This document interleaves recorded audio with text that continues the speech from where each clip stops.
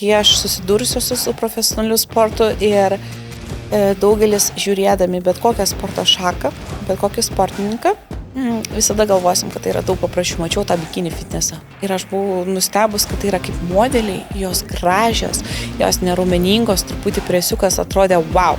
Ir bikinis, ir pati išvaizda, ir pateikimas, ir tas pozavimas. Ir aš noriu ten būti. Aš buvau toks apkūnutis, mažutis, raudonas kelnes ir matėjau, sakau, aš noriu, bet aš atėjau, kadangi su tais vaikinais buvau šnekėjus ir aš puikiai supratau, kad tai užima daug laiko. Kad ne per savaitę. Taip, ir aš atėjau su tokia intencija ir aš galiu pasiruošti per 2 metus. Jie žiūri, kaip tu į pozą ištempęs sėdmenis atrodo gerai ir jie žiūri, kaip tavo sėdmenis atrodo, kai tu vaikštai. Tai jeigu tu, tarkim, naisi elegantiškai, gražiai, su pozavimu, pamirši tempti gražiai sėdmenis, jie kabės. Nors tu išėjai labai gražiai, labai, tarkim, žinomas veidas pačiam kultūrizmo pasaulyje Vegase, tai kai mes gyvenam pas juos automatiškai dar pas mumis keliai atsivėrė tam tikrų, tarkim, bendrauti su kitais žmonėm. Tai tas paliko įspūdį, kad, tarkim, tu sportuoji toje vienoje salėje ir tu susitinki tai, ką tu seki ir miršti ir tu pamatai, kad jie yra ganėtinai paprasti žmonės. Tai yra tiesiog mirtingi žmonės. Taip. Ir tu nuvažiuoji į Olimpiją ir tai yra dalis sudedamosios Olimpijos.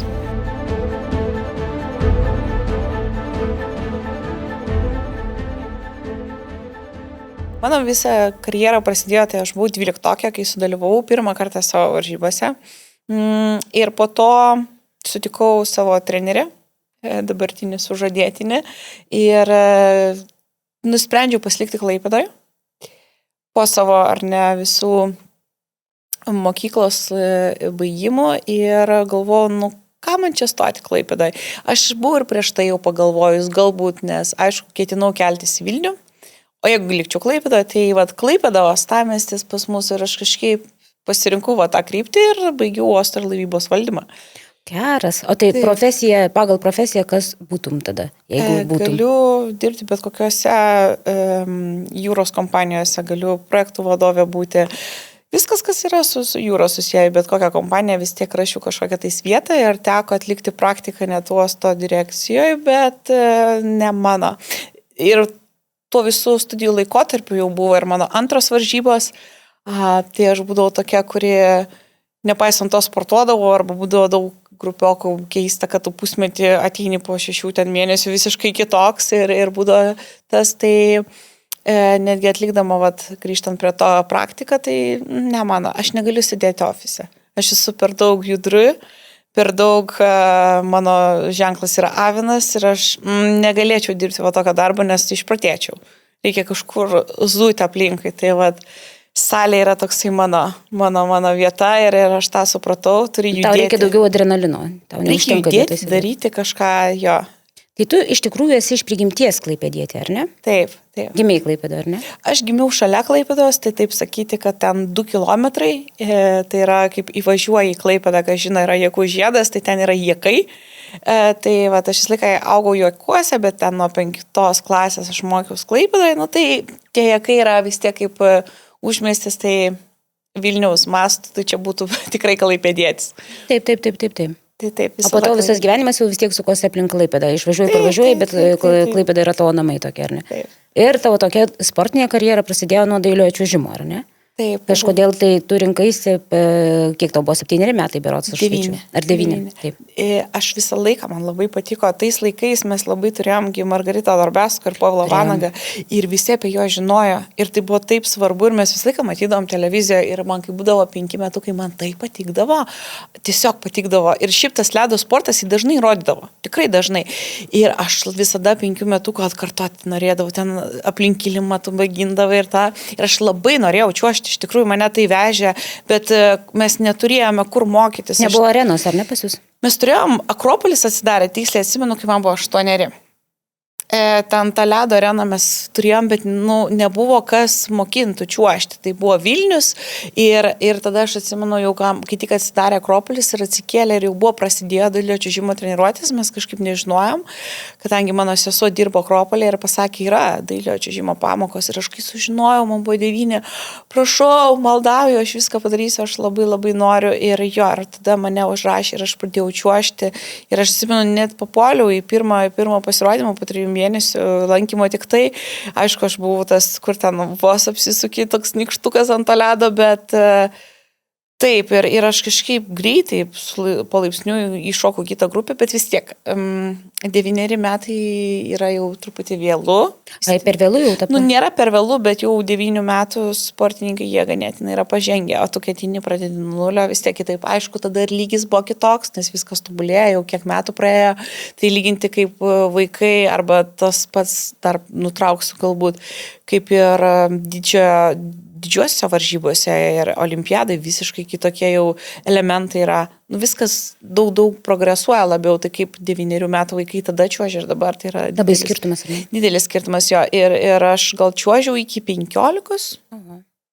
Po to tik tai, kame galbūt buvo progrese, kad tai kainuoja, tikrai kainuoja, gan brangus sportas ir tėvai nebuvo mano, kad galėtų tiek daug mokėti pinigų, nes vėlgi kaina priklauso, kiek tu treniruočių lankai, ar tu lankai 2 kartus ar 5 kartus, tai mano tėvam tikrai tai buvo per brangu ir kažkaip jau 15 metų aš jau ir nustojau čiuožti O partnerius buvo sunku rasti, nes, kaip sako, labai sunku berniukus rasti. Čia ne poriniai, yra daug irgi visokių dalykų, nes yra, kai tu čiuoži individualiai, yra sportiniai šokiai, yra su elementais, tai mes vis laik, aišku, individualiai čiuoždavom, tai tokie važiuodavom ir varžybas, tai vis laik pas mane buvo individualus pasirodymai. Tai, bet šiaip apie tai be abejo sunku rasti.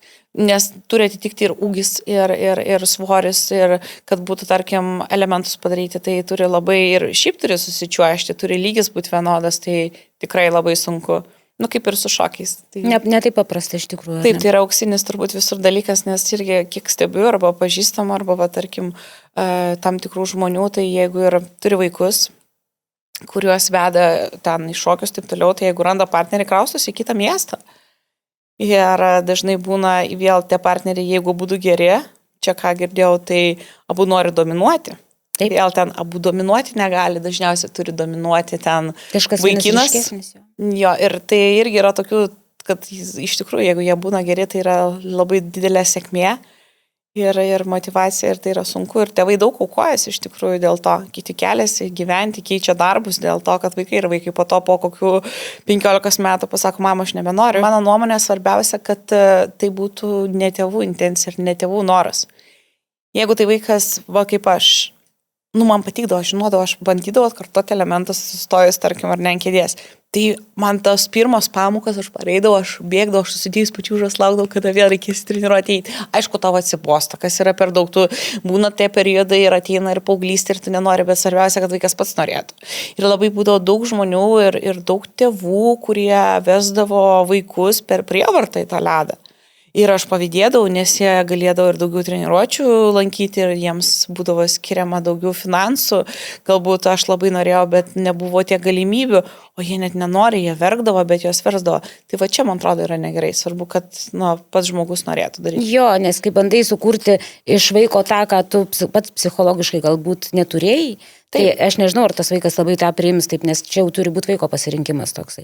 Nors, aišku, galbūt momente, sporte, ar ne, kiekvienas ar šokime, ar kažkokiam kitam talente, kiekvienas galbūt prieinam tokį momentą, kai jau tas vaikas norėjo ir po to pradeda nebenorėti, žinai. Tai gal tų momentų toks stumtelėjimo tėvų reikia šiek tiek. Taip, nes visada, jeigu tu nori siekti aukštų rezultatų, tu turėsi, bet, visada, kaip pasakyti, pakentėti arba daryti tai, ko nenori, nes kada tu darai tiek, kiek tau patinka, yra smagu, bet būna, kai tu pervargsti, arba mes tam pačiam darbę. Jeigu tu darai, kas tau patinka, tu esi laimingas, bet jeigu persidirbi, tu pradedi truputį norėti palsėti nuo to, tai jeigu tu tą patį darbą dirbi 5 valandas ir jauties palsėjęs ir duodi savo atsigauti, labai faina, bet kai pradedi dirbti po 12 valandų, tai yra too much. Tai va čia lygiai tas pats, tai bet kokiam, manau, profesionaliam sportė, tai yra visas tavo laikas, visas tavo gyvenimas ir tai yra sunku ir yra perioda, kai tu tikrai nenori, kaip ir sakau, daryti tos pačius dalykus. Taip. Kartais nori eiti į darbą, kartais kitą dieną nenori eiti į darbą, bet tai nereiškia, kad tu to darbo nekenti ar nemėgsti. Ir tai nereiškia, kad tu jį neisi, tiesiog gali panenorėti. Taip, tai vat, kai aš susidūrusiu su profesionaliu sportu ir daugelis žiūrėdami bet kokią sporto šaką, bet kokį sportininką, visada galvosim, kad tai yra daug paprasčiau, kol tu nepamatai rutinos.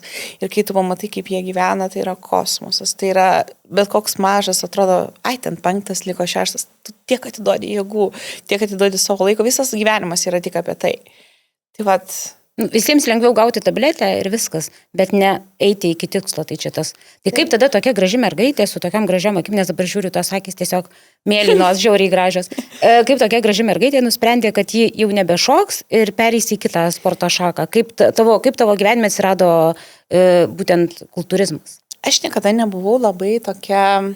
Kaip ir visur pasakoju, lieknutis vaikas. Aš nebuvau storas, bet aš toks apvalutis. Ir man visą laiką patiko sportas, nes aš esu avinas kažką daryti ir vis tiek norėdavau turėti tą gražų kūną ir presiuką ir taip toliau. Kas liečia kultūrizmo aš tikrai nesekiau. Ir mes, kaip žinom, senais laikais, tai būdavo tik tai kelios kategorijos arba viena kategorija, tai ten moterų kultūrizmas. Tai ne bet kokiam paaugliui arba grožio standartui tau neaktuali informacija.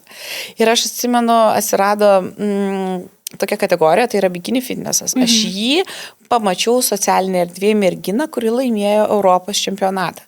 Ir tai buvo laikas, kada mes pradėjo atsirasti pirmieji influenceriai, tada dar nebuvo šito termino, bet išpopuliarėjo Facebookas, asmenukės, nuotraukos ir tada pamačiau tą bikini fitnessą. Ir aš buvau nustebus, kad tai yra kaip modeliai, jos gražios, jos neraumeningos, truputį presiukas atrodė wow. Ir bikinis, ir pati išvaizda, ir pateikimas, ir tas pozavimas, ir aš noriu ten būti. Ir aš atsimenu, prieš tai dar aišku, užbėgti įvykiam iš akių ir aš jau ten eidama į mokyklą ir jau kai tu išeini į gimnaziją nuo 9 klasės, aš jau eidavau į salę pati. Turėdavau draugų ir ten jau pas trenerius susidarydavau į tą programą, bet tai kaip paprastas elementarus žmogus, ar ne, kuris eina po darbo sportuoti. Tai tiesiog tu stengdavaisi tokius dalykus. Tai po to mokykloje, toje pačioje gimnazijoje. Tas normalus žmogus eina po darbo, tai ta prasme tu eidavai ten 2-3 kartus į savaitę. Taip, tiesiog. Visiškai kaip paprastas žmogus, sudaręs programą, neturintis ten kažkokių ypatingų žinių, ar ten tiesiog paprasta programa, kur tu išmoksti sportuoti palei treniruoklius ir eini į salę. Ir toj pačioj gimnazijoje, kai mokiausi, aš atsimenu, iki šiol pamačiau vaikinus. Vis tiek, mokykla iki 18 metų, tai visą laiką visi yra tokie dar nesubrendę, tie kūnai dar brestantis, mažiukai, ir aš atsimenu, tada sėdėjo 3 bernai ir jie tokie dideli buvo, tokia išvaizda, kaip mano dabar ateina Edgaras ir jis yra didelis, tai tarp tos mokyklos žmonių taip atrodė toks didžiulis ir ką jie daro, jie valgo ryžius su indeliais mokykloje. Tai jie tada jau dalyvaudavo varžybose, jaunimo kategorijose. Ir kažkaip ta gimnazija buvo labai draugiška, nebuvo to tokio susiskaldimo, tu puikiai galėjai bendrauti ir su 11-oku, ir su 12-oku. Ir kažkaip mes visi susibendravome tą grupę ir aš nuėjau su jais sportuoti į vieną salę ir būdavo jie man ir padėdavo, ir programą padarydavo, ir šiek tiek. Ir tiesiog aš tada sutapo tą vasarą, kai pamačiau tą merginą iš Facebooko ir aš noriu ten būti, tu man padėk, pas ką reikia ruoštis. Tai jis tada nukreipė mane pas mano dabartinį sužadėtinį ir trenerį Edgarą ir mes tai pradėjom dirbti. Aš atsimenu, atėjau tada vasarą. Tai aišku, aš buvau toks apkūnutis, mažutis, raudonas kelnes ir matėjau, sakau, aš noriu, bet aš atėjau kadangi su tais vaikinais buvau šnekėjus ir aš puikiai supratau, kad tai užima daug laiko. Kad ne per savaitę. Taip, ir aš atėjau su tokia intencija ir aš galiu pasiruošti per 2 metus. Ne per pusmetį, ne per metus. Ir tada sako, mes galim daug ką padaryti ir mes tai galim, sako, padaryti per metus. Aišku, aš išėjau ir Edgaras tada sėdėjo su kitu tokiu sportininku, tai jie, aišku, pasijokė truputį iš manęs, nes tai neatrodžiau visiškai kaip mergina, kuri galėtų būti bikini standarto, ar ne, mergina, nei ten pas mane buvo lieknas kūnas, nei ten buvo proporcijų labai matyti, ten buvo tiesiog kūnas, kuriam reikėjo daug darbo ir įdirbio. Ir faktas, kai ateina daug žmonių ir dabar ateina žmonių, visi mes norim. O kiek procentaliai iš jų padaro? Kokie procentai 2? Tai puikiai aš suprantu jų reakciją, nes, ar tai dažniausiai būna užsidegimas, kai pasportuoji porą mėnesių ir čia sunku. Porą mėnesių dar daug, aš manau, kad daug kas atvėsta ir po kelių savaičių. Ar pratempia, jeigu žmogus nori? Jau pamato, kad nori varžybom, tai jau pratempstų mėnesius, bet po to pamato, kad čia reikia labai daug visko daryti. Tai aišku, jie nežinojo, koks tas mano kelias ir kur nueis, ar aš čia atlaikysiu tą mėnesį ar du, ar visų pirma, tas, sakau, kūnas netitiko tam tikrų standartų tos kategorijos. Ir taip, ir aš atėjau ir ganėtinai, aišku, pirma treniruotė buvo kojos ir aš puikiai atsimenu, kad tai buvo ganėtinai stipri treniruotė man, nes nepaisant to, kad aš buvau sportavus, bet vėlgi tai yra techniniai klausimai, tada manęs niekas tiek neprižiūrėjo ir neaiškino. Kiek teisingai, ta prasme. Taip, nes tu atėjai jau realiai profesionalus ir dirbti visai kitaip ir tos pratimus tave nebuvau dirbus niekada su asmeniniu treneriu, kuris, tarkim, nes vėlgi finansų klausimai, kai tu gyveni pas tėvų, tai tais laikais nieks tau nedos ten milijonus, ar ne, kad tu eitum su asmeniu dirbti. Tai pirmą kartą turėjau tokią treniruotę, kai tave pratimas į pratimą prižiūri ir man buvo kosmosas, bet šiaip aš buvau labai stipriai ant kojų. Ir faktas pas mane rankos buvo po to silpnesnės, nes aš esu turėjus operaciją ir ten yra pora varžtų pas mane petyje, nes išnirdo tiesiog petys, tai vėlgi nebuvo stipri ta ranka, tai buvo labai daug darbo su viršutinė kūno dalim, nes aišku ir technikos nemokėjau, tai tas kelias, bet tai va, tai mes va taip po biškį pradėjom ir po metų aš užlipau į sceną ir tos pirmos varžybos man buvo keistos, mes nežinom abu, kur einam, nes Edgaras taip pat ruoždavo visai kitas kategorijas, nes tai buvo nauja kategorija, jinai tokia labai buvo dar neapibrėžta, labai nedaug raumenukų, toksai pusiau grožio konkursas, o anksčiau vis tiek ruoždavosi stipriau ir apibrėžtumas ir pičiai ir visa kita, tai tas pateikimas, visas pozavimas, aš atsimenu, kad prieš lipant į sceną Edgaras sako, tu žiūrėk į mane, aš pašauksiu, tau parodysiu kažką. Buvo be galo daug merginų, aš atsimenu, aišku, tu atvažiavau labai dar į didelį turnyrą. O kur jisai vyko? Jisai vyko Marijampolėje, bet rengė tada toksai kultūristas Burneika ir tai buvo apmokamas, tai yra piniginio prizo turnyras, ko Lietuvoje nebūna, tai labai daug surinko dalyvių ir atvažiavo taip pat ir iš Estijos, ir iš Latvijos. Tai toksai buvo tikrai pirmos ir labai didelės varžybos, ganėtinai gerai surengtos ir aš šiaip nebuvau buvusi varžybose. Buvau mačius kelias varžybas, bet ne tos federacijos ir papuoliau iš karto tokį labai didelį sukuri ir tai buvo viskas nauja, tu eini, nežinai, kur žiūrėti ir panašiai. Ir aš puikiai ką atsimenu, tai buvau prie pat galo, nes, toks mano numeriukas buvo, aš išėjau ir buvo toks didelis žibintas ir jisai buvo pačioj, buvo labai karšta ir jisai man spigino į akis ir kai tu žiūri į baltą šviesą, iš galo yra tik tai juoda ir aš atsimenu, nieko nesimato tau. Taip, ir aš nieko nemačiau, bandžiau pastovėti ir kiek galėjau, tiek pasirodžiau. Šiaip ta forma buvo mano labai gera ir aš laimėjau paskutinę vietą.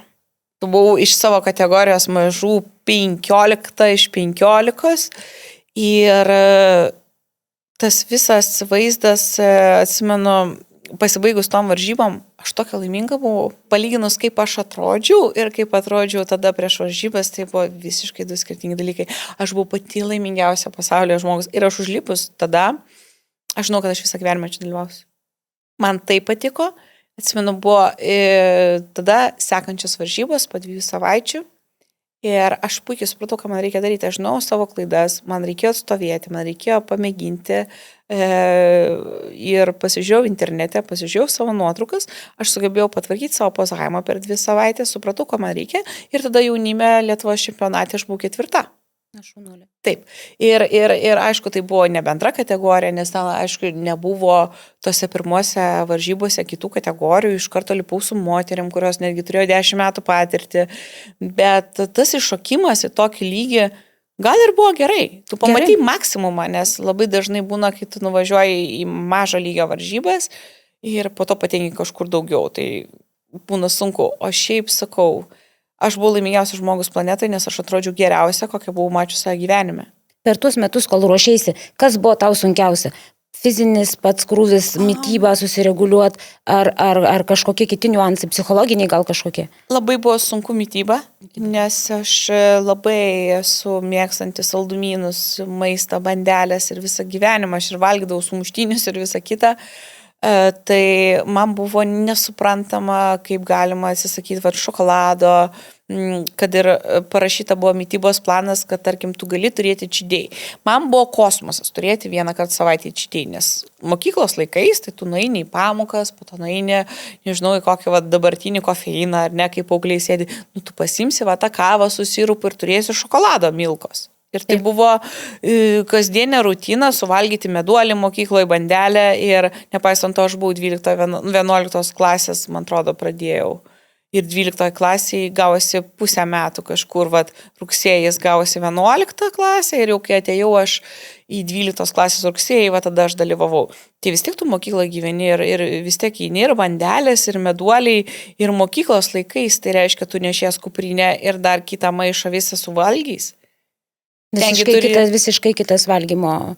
Taip, nes tu turi susidėjęs valgymus, dėžutės ir visų pirma, tu valgai ar ne 5-6 valgymus per dieną mokykloje. Kaip į tave sociumas reagavo, nes mokiniai vis tiek yra tokie, kurie mėgsta, ar normaliai buvo? Nebuvo kažkokio tokio, aišku, būdavo klausimų kažkokių taip toliau, bet taip, kad atsiminti mokykloje, kad kažkas labai kažką komentuotų, ne, tik tai man buvo nepatogu, kad antrą maišą nešiojas.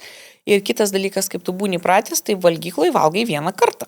Taip. O dažniausiai iki pamokų galo tu turi būti suvalgęs 4 valgymus. Tai kartais būdavo problema, kad turėdavai per pertrauką galvoti, kaip tu spėsi, kur ką suvalgyti. Tai čia vienas aspektas, tai man buvo labai sunku, saldainiai ir visa kita. Tai aš laukdavau to čidėjai.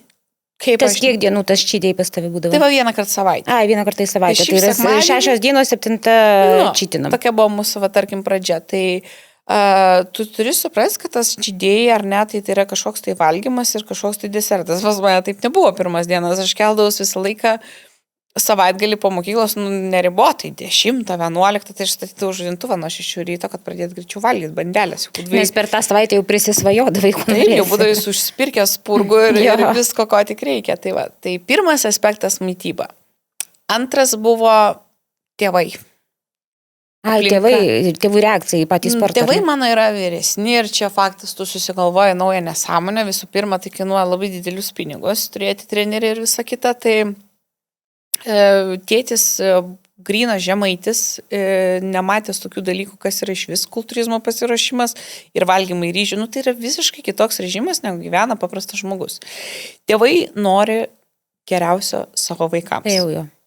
Ir jie, aišku, to nematė. Jie nori geriausio pagal save, tiesiog. Kaip jie masto ir galvoja, kad čia kažkoks tai išsidirbinėjimas. Tai toks tėtis padarė, jeigu mama padarė maisto, ar ne, yra kotletai, yra tas, tai reiškia, mes prie stalo ir valgom kotletus. Tai man tėtis yra nusivėdęs ryžius su indeliu laukan. Jau jį suerzino, man tik vienu momentu. Pasakė, kai mama yra padarius kotletus. Ta prasme yra valgyti, ką tu čia valgai, kažką kitą. Tai. Ir valgai kotletus ir jokių nesąmonių. Tai buvo labai sunku iš tikrųjų pradžia ir labai daug nepalaikymo. Mama pyko, varysim ten kraujo tyrimus daryti, taip toliau, kurie būdavo visą laiką geri.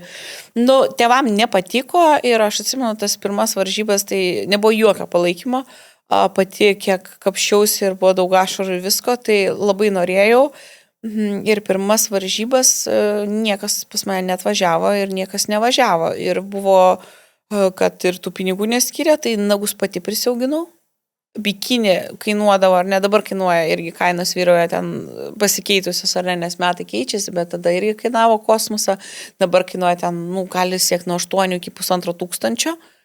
Tai aš bikinį nusipirkau, atsimenu, tada iš Akropolio New Yorkerio parduotuvės. Rožinį, nuėjau pas kaiminę siuvėją, kad persiūtų maždaug detalės. Padarytų ar ne, kaip reikia. Kiek išsiūtų ir aš pasisiunčiau pati, susiklevau akutės. Tai viską pasidariau pati. Nuo makiažo, nuo visko. Ir važiavo tada tik tai Edgaras, jo operatorius, niekas net neatvažiavo ir niekam nebuvo įdomu, kaip sekasi. Ir vienas dalykas... Toks įjungtas ignoras šiek tiek buvo, ar ne? Ne tik, kad ignoras, bet tiesiog niekam nerūpėjo ir visi galvoja, kad čia tuom ir pasibaigs. Bet jau kažkaip antras varžybas 2016, tada buvo 2015 metai, 2016 aš padariau tarpą ir užlipau 2017 metais ir aš tada visur tame bikinėje jau buvau topė. Padariau labai didelį progresą, nes vis tiek ganėtinai 2 metų pertrauka beveik gavosi.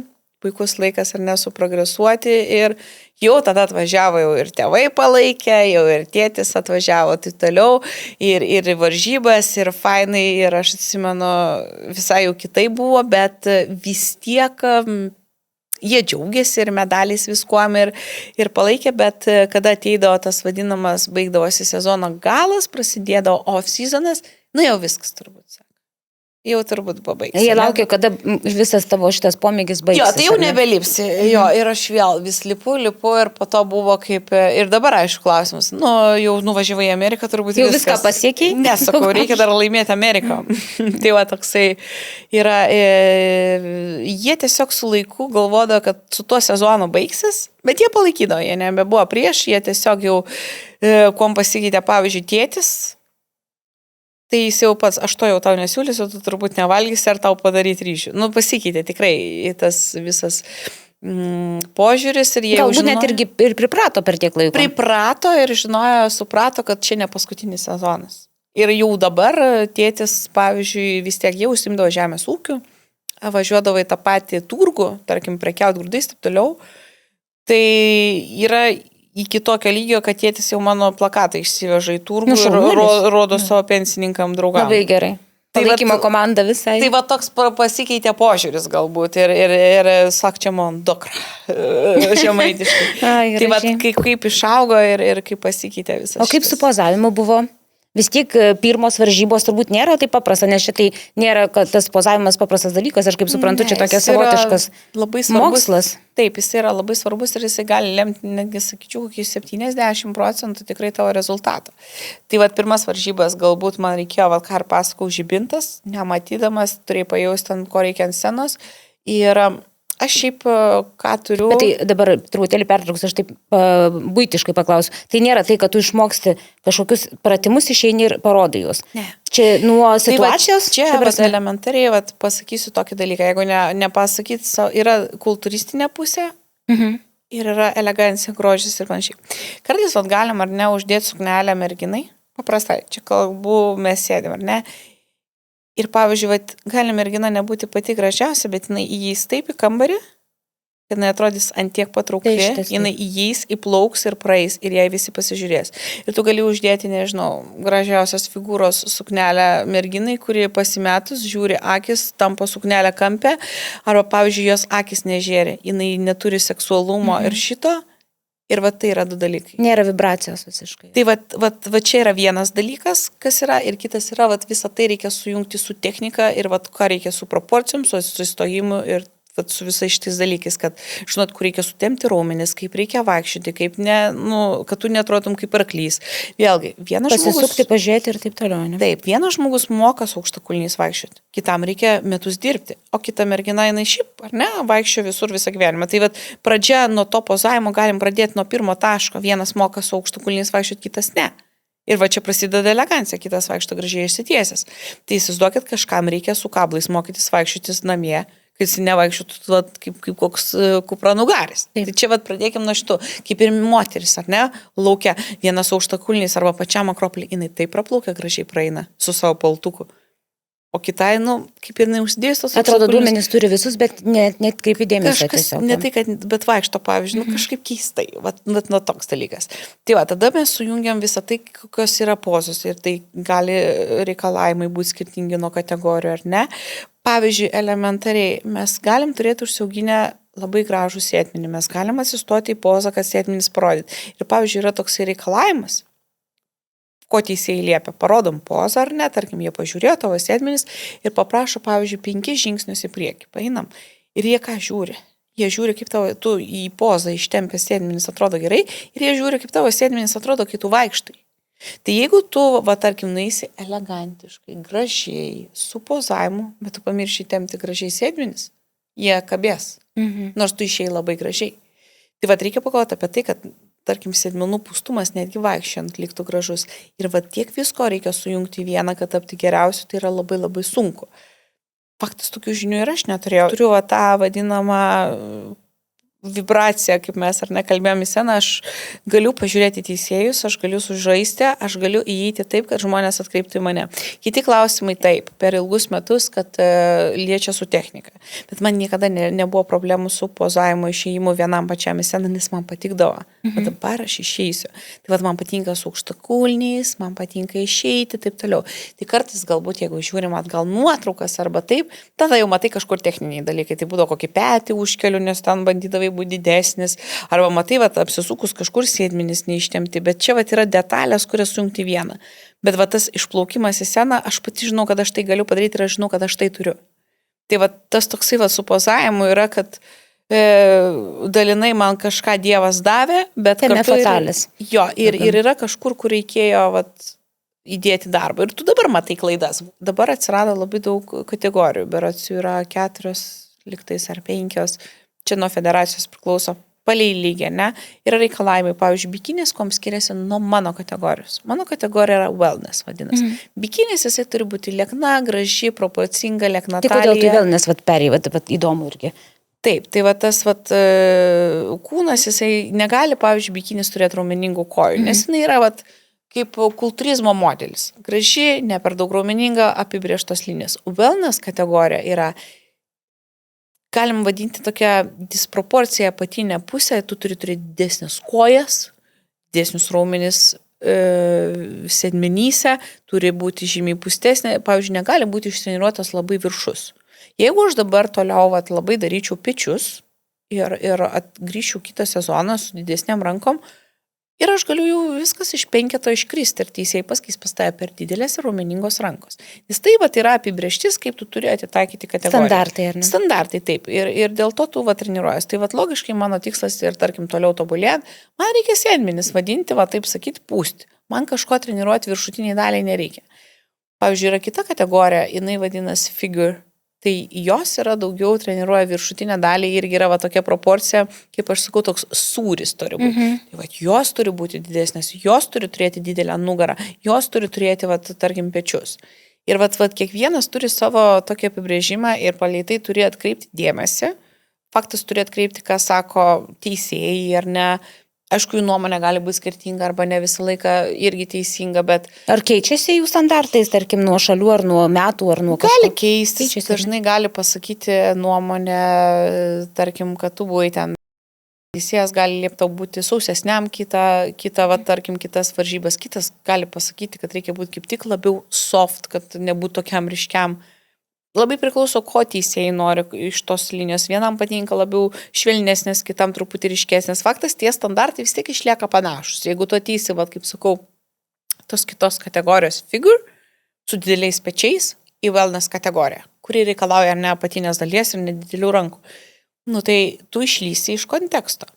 Ir kartais tai būna. Čia yra visa visuma, kaip labai sunku tapti čempionu, nes kultūrizmas yra, aš vadinu, savotiškas menas, grožis, plastika.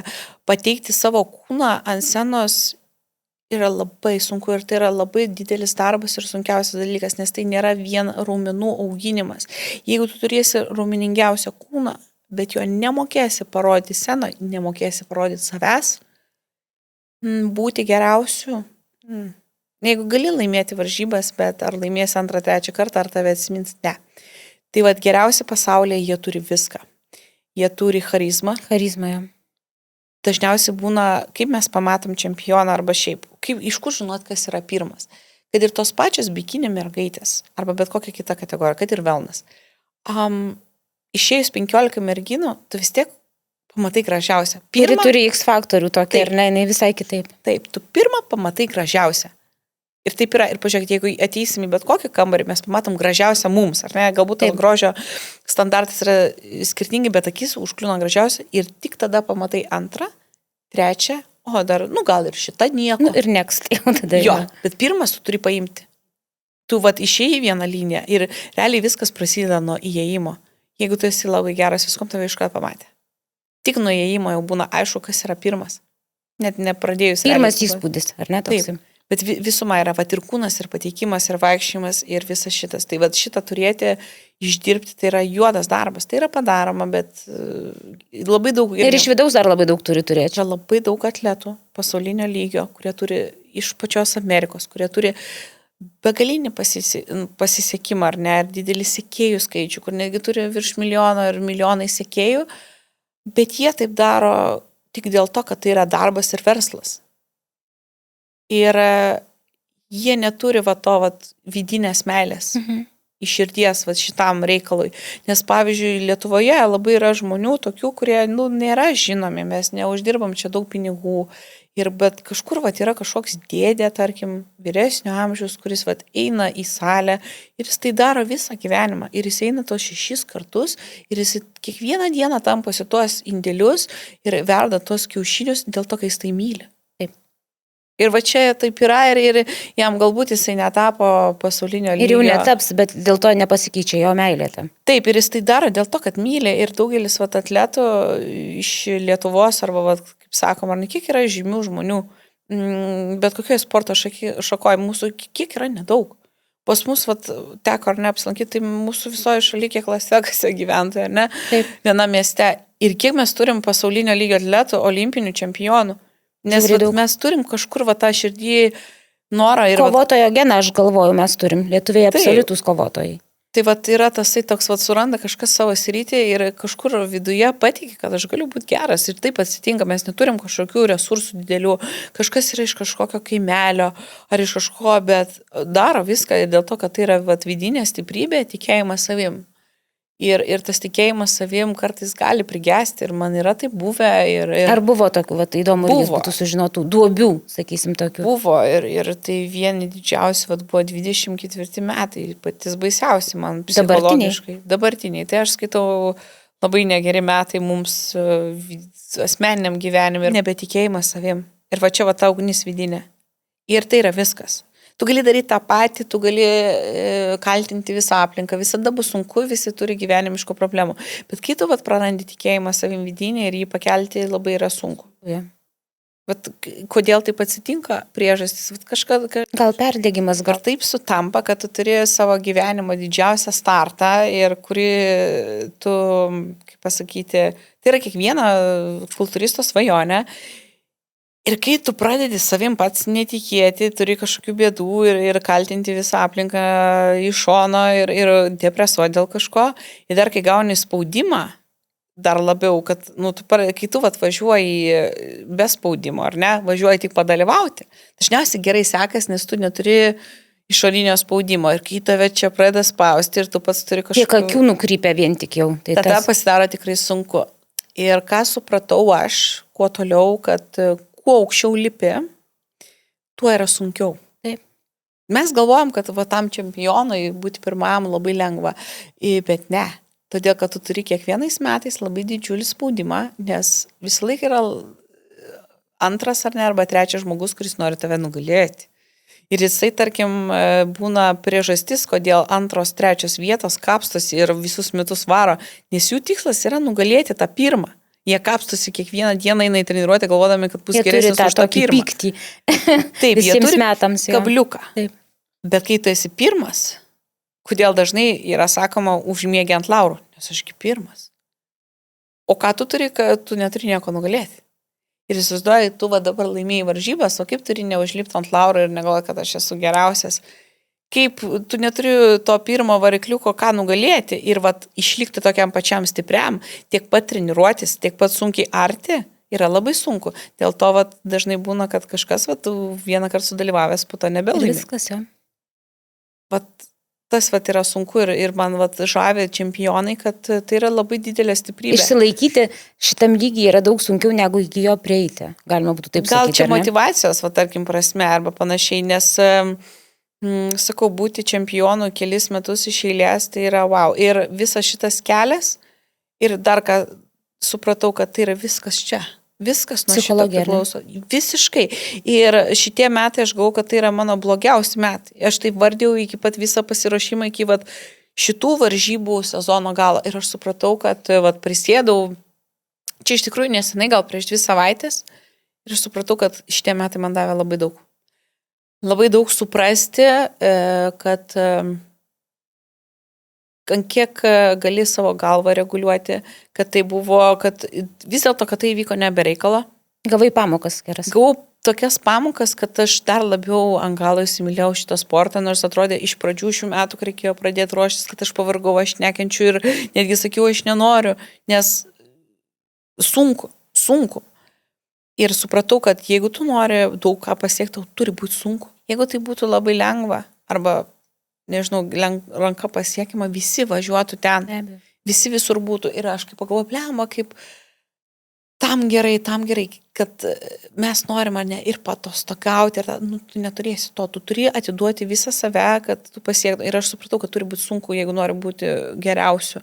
Ir vat, būtent tas susitvarkymas, meilė sportui įvyko vat, po šitų visų metų ir dabar būdavo visada po sezono, kai visi šiaip dalinai sportininkai būna pavargę. Tikrai, tu nori jau truputį sustoti, vis laik ateitų tas off-seasonas, truputį leisti savo kūnui atsipalaiduoti galvai, nes tai yra varginantis procesas, tu būni visą laiką alkanas, tai faktas kenčia ir tavo santykiai su aplinka, nes kaip mes jaučiamės, kai mes esame alkani, nervuoti. Piktoki, taip. Piktoki, o tai yra nuolatos. Tu esi nedavalgęs, tau yra silpnumas, nes tu esi išvargęs. Fiziškai irgi. Taip, tau reikia treniruotis, tai ir tau būna visokių nuopolių ir būna ašarų, nes tu esi pavargęs. Bet galų gale po to supranti, kad baigianti sezonui supranti, kai reziumuoja viską, kad viskas buvo ne veltui. Jo, ir po šio sezono, po šių metų prisėdus, man įvyko atvirkščiai pirmą kartą gyvenime. Man buvo labai sunkiai, buvau išvarginus dėl asmeninio gyvenimo, visokių netekčių ir taip toliau, ir nesisekimų, ir kai reikėjo pradėti ruoštis, aš buvau, atrodo, tada pervargus, nemėgau nieko, nei savęs, nei treniruočių, ypatingai savo tikėjimo neturėjau vidinio ir jaučiausi pervargus kaip po visų sezonų ir vis einant toliau, besiruošiant, viskas kilo važiuoti į varžybas, į Ameriką, pažintis, dalyvavimas, varžybas ir vis mano ta tikėjimo kreivė kyla į viršų, grįžau į Europą, turėjau čia 3 turnyrus ir ruošiausi, tarkim, Rumunijai. Važiavau viena ir tik atvažiavus į Rumuniją, aš vis laik stengiuosi atvažiuoti savaitę iki, kad pasiruošti, adaptuotis, susirasti salę, nes dar vis tiek daugiau intensyviau treniruojas. Ir aš atvažiavau, buvau truputį pervargus, buvo išėję vis tiek ir mineralai iš kūno, nes vitaminų trūkumo buvo, mėgau 1 valandų, numigau 1 valandą, galvoju, nesilsėsiu, varau aš į salę. Kūnas tiesiog buvo pervargęs ir neturėjo poilsio pakankamai ir aš tiesiog darydama tam tikrą pratimą, nepasakyčiau, kad gavau traumą, man tiesiog suspazmavo apatinės nugaros raumenys, taip sutraukė, kad aš jaučiu, kad man yra šakės, grįžau namo ir buvo taip, kad tai buvo antradienis ir aš negalėjau naktį pasisukti lovai. Ir aš negalėjau eiti į salę, tai ką kalbam apie tą pozavimą. Ir aš atsibundu ryte ir aš einu kaip katinas 4 iki tualeto ir man panika, man ašaros. Tai buvo žiauri savaitė, aš užlipau į tą, vėlgi tu galvoji, dar geriau pasirodyti ir aš užlipau Rumunijoje, tai iš 15-ko gavau 8 vietą. Ir parėjau namo, tada buvo pirmadienis ir reikia važiuoti kitas varžybas, nes buvo 3 sekmadieniai iš eilės. Ir aš tiesiog parai laiko, būna, kad tu nebendrauji su nieko, bet praskrolinį telefoną. Aš tiesiog padėjau telefoną į kampą ir paverkiau parą. Gavau susikrausiu daiktus ir važiuosiu namo. Jis tai, toks, mano. Kažkaip užguliau vonioj, dar dariau tempimų, nes aš link galo savaitės atstačiau tą nugarą, aš nepasidaviau. Ir per 5 dienas pasidariau -3 dar, nes vis tiek, jeigu tu būni pasidaręs tą savo formą, tai jau ten būna galutinė forma, nelabai jau ten tie kilogramai. Nelabai keičiasi, ar ne, potom? Kinta, aš atvažiavau į Prahą, pradėjau treniruotis 3 kartus į dieną, pradėjau dar labiau save spausti ir galų gale aš paturėjau 3 kartus geresnę formą ir išlipau į 4. Nėra to blogo, kas neišeitų į gerą. Taip, ir tada pradėjau tikėti savim ir aš atsimenu, aš atvažiuoju į Prahą ir aš tokia laiminga, nes aš žiūriu į veidrodį, gal kūnas atrodo, negaliu pasakyti procentaliai, 80% geriau nei praeitą sekmadienį. Ir aš būnu tokioj būsenoje varžybose, kad, tarkim, žmogus atvežęs tą pačią formą, daug ką padaro ir smegenis. Tai atvažiuoju su to, aš dabar laimėsiu. aš dabar laimėsiu, aš būsiu pirmas ir va tau nesiseks. O aš atvažiavau save nugalėjus, aš nusirengiau ir aš jaučiu, kad visi atsisuka į mane. Tai va kartais sudaro tai bendra išvaizda. Makiažas, plaukai, bikinis ir va tą nuotaika, kartą Prahoje. Mūdas, kaip aš sakau. Nuotaika. Ir tą kartą viskas tobula ir visi atsisuka. Kartais būna nesėkmingų dienų, kai tau makiažą negerai padaro, plaukai negerai stovi, spalva bikinio negera. Kartais taip atsitinka. Panikuoji, pats stresuoji, pats bijai, pats išsigąsti dalyvių. Viskas yra smegenis. Tai va būtent ta vidinė mano būsena, aš ėjau dėl to, kad aš mėgau sporto ir visiškai kitaip gaunasi. Tai va, ir Prahoje, grįžtant prie viso, tai va tas visų metų dar motivacija kyla ir tada aš atvažiuoju į Ispaniją, va tada trejetukas, aišku, ten irgi buvo niuansų su forma, galbūt būtų daėję ir netgi pirmą vietą pasimti, bet aš, tarkim, perspaudžiu kažkuriais momentais save tą savaitę. Bet vis tiek ir galų galia prasikapstyti nuo tos 8, kur negalėjai atsikelti iš lovos. Ir kur gulėjai vonio ir gal. Taip, ir tu grįžti namo, tipo, viską metęs, nors buvai užsiregistravęs į varžybas, tu pasidavai ir grįžai namo. Tai tas nepasidavimas tą pirmadienį ir išlipimas to, kad tu atsikėlė ir darai 3 minutės, aš tiek buvau laiminga, kad save nugalėjau, kur turbūt nei vienais gyvenimo metais nebuvau tokia, nežinau, psichologiškai laiminga. Pasiekusi tą Olimpą savo psichologinį, ar ne? Taip, ir aš atvažiuoju į Prahą, aš jau buvau nugalėjus tiek save ir aš galvoju, kaip aš taip padariau ir aš žiūriu save ir dabar turiu ir plakatus ir nuotraukas ir žiūriu, tai yra viena geriausių mano formų. Ir, pavyzdžiui, mes dabar turim tas nuotraukas, kurios yra tikrai įspūdingos ir jos liks visą gyvenimą, tiek man, galbūt mano vaikams ir kažkur kabės salėse vien dėl to, kad tu vieną dieną apsižliumbęs neišvažiavai namo. Taip. Ir viena diena, atrodo, nieko daug ką gyvenime. nusprendė, taip. Viską gali nuspręsti. Tavo, pavyzdžiui, lygimės tų nuotraukų, pavyzdžiui, arba tos formos, jos galbūt kabės, aš nežinau, gal nekabės, o gal kabės, gal po 50 metų kažkas žiūrės dėl vienos tos dienos. Taip. Tai ir dabar iš vis pakilau, kur aš ką norėjau pasakyti, kad visą laiką stengiasi pusėti, aš dabar taip noriu ruoštis tom 25 metam. Jo, dabar nekantriai laukia 25. Aš atrodo, ir formą padarysiu, ir grįšiu dar geresnė, ir dabar norisi nugalėti visą pasaulį ir būti ten, nežinau. Geriausia. Jo, ir aš žinau, kad aš būsiu geriausia, ir aš žinau, kad 25 metais aš atnešiu geriausią savo gyvenimo formą ir aš tai žinau. O pavyzdžiui, 24 metų pradžioje aš jaučiuosi nevykėlių lūzerių. Tai tu 24 metų pradžioje važiavai į Ryno, ar vėliau biškį? Mes dabar važiavam. Visą laiką kaip yra. 20... Aš galvojau, kad Las Vegase buvo Olimpija. Čia viskas buvo kartu. Bet čia kartu savaičių pertrauka. Supratau. Aš visą gyvenimą yra dažniausiai tų varžybų profesionalo lygyje vyksta ištisus metus, bet jeigu taip žiūrėti, visada būna 2 sezonai, tai būna pavasario arba rudens. Aš savo visą gyvenimą dalyvauju tik rudens sezoną. Aš tai, ką padarau off-seasoną, vadinamą tai pavasarį, kad tu pailsi, nors tai nėra poilsis. Iš tikrųjų, nuo vadinamo off-seasono daug kas priklauso, nes tu tada ir pastatai savo formą. Kada jau pradedi, sakoma, jau ruoštis varžybom, tai tu tik tai nuėmi vadinamą glajų. Ar ne? Tai tu nuėmi tą riebalinį sluoksnį, po kurio mes nematom, kiek yra. Taip, kiek yra raumenų. Tai ką tu pamatysi nudžiovinės priklauso to, ką tu darėjai off-season'e. Jeigu tu nesportavai, tau niekas ir nepasikeis. Tu gali nuimti riebalinį sluoksnį, bet tavo ten sėdminis ar kažkokios formos jos nebus pakitusios. Tai dažniausiai būna tas darbas, kurį kaip ir pailsi ir tu esi laisvesnis ir tau nereikia tiek žudytis ten ir kardio daryti, bet vis tiek priklausomai, kaip tu laikysies režimo, kokį turėsi off-seasoną, taip ir priklausys tavo galutinė metų išvaizda. Tai toks. Tai tas Reno ir Las Vegasas, jisai viskas buvo rudenį, visas sezonas toks susidarė rudenį. Tai tokia visa. Ir kaip Amerika? Kaip ten sekėsi? Bent jau trumpai tą Reno ir po to patį Mr. Olympija labai įdomu. Šiaip, kai atvažiavom, gal tokia buvo, aš labai pasimetus ir vėl to tikėjimo savim trūko, kaip įmesta į šaltą vandenį, į šaltą dušą, viskas nauja, pačiuose varžybose gal kalbėti. Bet... O kas tokio labai skirtingo, kad viskas nauja? Čia tavo galva. Čia yra galva. Iš tikrųjų, kažko tokio baisaus, aišku, tai nėra mūsų aplinka. Tu pamatęs esi naujų žmonės. Tu dalyvauji Europoje, tai tu vis tiek pažįsti teisėjus, matai, žmonės, čia nieko nežinai. Tu atėjai važiavęs visiškai naujas, arba žinai žymius veidus, kuriuos matėjai per televizorių. Tai čia įsitikinimas irgi galvoji, nes tu pats įsitikini, čia Amerika, pas tave ateidavo žmonės, tu išvažiuoji į Ameriką, iš tikrųjų atvažiuoji, tu taip pat visais bendrauji, visai gali būti ir va tas tavo psichologinė būsena, kaip tu susikuri savo smegenyse. Tai čia kaip bus ir taip toliau. Tai iš tikrųjų aš iš 32 atlečių Reno patekau į pirmą kvietimą. Tai yra pats svarbiausias dalykas į top 5.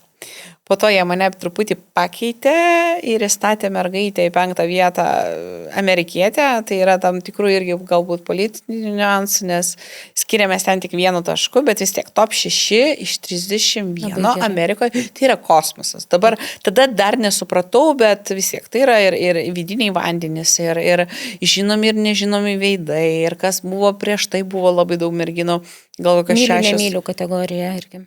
Taip, ir ten daug olimpiečių prieš tai buvusių. Tavo vardas irgi yra labai svarbus. Netgi kartais, jeigu tu esi labai turi sekėjų, didelį skaičių, ar netgi tu esi labai ten, tarkim, žymus ir galbūt net nešias tam tikros geros formos, kartais gali būti aukštesnėse pozicijose. Amerika aplamai yra komercija, apie komerciją. Taip, tai yra labai svarbu. Tai aš skaitau, kad tai buvo labai gerai. Labai gerai. Jo, tik tai mano vidinis galbūt aš buvau pasimetus tom, kad nepaisant aplinkos ir gyvenimo, aš netikėjau savim. Edgaras daug su manim šnekėjo ir tikrai dirbo ir bandė įtikinti, bet, kaip jisai sako, mano tokia savybė, aš užsiblokuoju ir negirdžiu, ką sako. Jisai kaip ir pasakojo, ir vakar diskutavom, sako, aš galiu jai sakyti motyvacinę kalbą ir ją įtikinti valandą laiko, bet jeigu aš užsiblokavus, aš negirdėsiu. Nors tai sako, tarkim, galbūt pasakė koks nors žmogus net nelabai reikšmingo nuomonę, išgirdau ten vieną žodį kažkokį ir viskas. Tai va, aš netikėjau savim ir aš žinau, kad aš esu galbūt neverta nebūti ir pati nesupratau, tai iki to ir stresas tas toks. Tai čia buvo visa mano vidinė būsena. Galbūt, bet šį visumoju po to, sakau, vis toliau geriau. Tai pats pasirodymas, arba dabar, kai pažiūriu video, tai vienas mano mėgstamiausių. Ties ir vaikščiojimas, ir prezentacija, ir video, ir viena galbūt tokių mano mėgstamiausių formų šį sezoną. Galbūt ta forma, jinai nebuvo galbūt tokia ryški, arba tokia, kaip pasakyti, pikinė, gal kaip paskutinės mano šio sezono formos. Bet ta forma buvo gera ir aš kai dabar žiūriu ir grįžti atgal, kaip norėčiau vėl tą pakartoti. Kartais, kai būni tuo momentu, tu neįvertini. Nespėjai pasidžiaugti, ar ne? Nespėjai pasidžiaugti, nes yra daug reikalų ir dabar kiek kartų žiūriu šitą video, aš vis noriu grįžti į tą Reno. Tai va tokie atsiminimai. Pats Reno buvo labai fainas. Jisai ne turistinis miestas. Ja, absoliučiai žinau, aš esu buvusi. Taip, vien tik... Man pati Nevada yra tokia, kokia truputėlį kosmosas. Laukiniai vakarai. Laukiniai vakarai, grinai, vat. Taip. Tas vaibas netgi, visi tie tokie kalnai, kraterių formos ir taip toliau yra. Tai va ta aplinka, žmonės, kai atvažiavom, sunku suprasti, aišku, kiekviena valstija, ar ne, tai yra atskiras šalis, ar ne, viskas ir vyksta kitaip, bet labai žmonės draugiški, tikrai padės visur viską. Amerikiečiai iš esmės labai draugiški. Taip, bet labai kardinalus skirtumas nuo Vegaso. Reno, man asmeniškai, nes labai daug vietinių ir labai daug susipažinom, netgi praleidom laiko, kaip Edgaras labai mėgsta komunikuoti su visais ir labai lengvai susiranda, tai mes susipažinom, kad ir su tokiu taksistu, jisai paprastas vairuotojas Uberio, bet jisai vyresnio amžiaus, jisai buvęs yra karininkas. Ir mes su juo praleidom kelias dienas, jis mumis netgi pavežiojo po visą Reno, aprodė, mes netgi susipažinom su jo žmona, mes nuėjom pavakarieniauti, pavalgyti steikų ir, toks yra, kad sutikom daugelį žmonių, su kuriais tarkim, palaikom ryšį ir tu susipažįsti su vietiniais, kur turbūt atvažiavę dabar visą gyvenimą į Reno, mes pažinosim tą Edį vairuotoją, kuris daug ką mums davė. Ir va čia yra tas potyriai, kurių turbūt niekada gyvenime nepamirši ir atsiminsi. Tai tokių dalykų. Ir Reno jisai tikrai įspūdingas ir labai faina, gražu ir nėra to tokio, sakau, skubėjimo ten galbūt. Ten ramesnis, jisai Nevada aplamai ramesnė. O Las Vegasas, jisai teko pamatyti jį iš 2 pusių. Tai centre pagyventi kaip turistui ir pagyventi su vietiniais užmiestyje namuose. 2 savaitės taip ir taip. Tai įdomumas tas, kad centre nesutiksi vietinių, kad tai yra amerikiečiai, kurie taip pat atvažiuoja patostogauti. Ir sutikom ir lietuvių, kurie gyvena. Daug yra gyvenančių. Va toks mano įspūdis, ką jisai pasakė, kaip yra pasakymas Vegas never sleeps. Bet ne, 11 val. Antradienį aš sušių negavau, nes užsidarė. Labai didelis skirtumas, kad tai yra va, tas stripas ar ne, tu eini ir va, išoriai, kai tu vaikštai.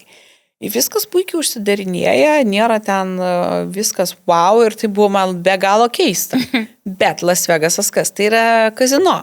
Bet kai tu įlendi į kazino, ten yra viskas, ten dirba ištisą parą, ten nėra langų, ten prasideda nuo prekybos centro, nuo spa, iki ko tik nori ir tu gali iš ten neišeiti. Tai pagrindė žmonės atvaro lošti ir vat, kada tu esi viduje kazino, tai va ten Vegasas tikrai nemiega. Migruoti gali ten parom, ta prasme, neišeiti. Tai tame ir esmė. Tai va, kad tu gali 12-13 km nueiti per viešbučius, va šitas labai man įsimintinas dalykas. Jo, o šiaip kada... O Staburbas? Nes užmiestį, sakė, dar buvot? Taip, tai vat pabuvom va, tame visame užmiestyje, va, ten kitaip, ten yra vietiniai, kurie paprastai vat, gyvenom, kadangi kai važiuoji dalyvauti, tu negyveni tipinio keliautojo gyvenimo, tu dažniausiai gyveni tokį patį gyvenimą kaip namuose. Tai tu važiuoji dirbti, taip. Taip, susirandi salę, susirandi parduotuvę, kur eisi maistą pirkti, tai puikiai žinau, kad Walmart'e nėra tokių trapučių, kokie yra kitoj parduotuvėje. O ta parduotuvė kokia buvo? Pavyzdžiui, Targetas. Targetas. Tai gali, pavyzdžiui, aš netgi žinau, dabar iki šiol ant tiek prasivaikščiosiu, aš žinau, kokios specifinės prekės yra kokioj parduotuvėje ir kur kokių trapučių nėra ir Walmart'e gali neiti, nes to nebus, ko man reikės. Tai, tarkim, galbūt kitas žmogus nepasakytų.